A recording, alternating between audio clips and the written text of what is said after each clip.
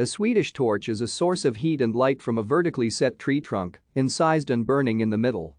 It became known in Europe during the 1600s and is now used by forest workers and for leisure activities.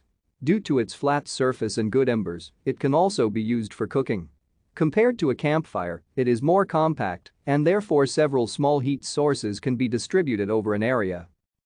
Oral tradition attributes the development of the torch to the Swedish military during the 30 Years' War. Using a saw or hacksaw or an axe, the Swedes are said to have made burning and glowing logs to warm their soldiers.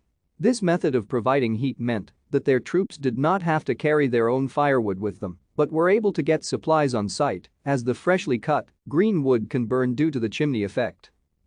A delum trunk of a diameter of 12 to 24 in and a length of 20 to 60 in is required to make the torch. The wood should not be too dry, otherwise it would burn too quickly. Thank you for watching. Like and subscribe if you would like to view more of our videos. Have a nice day.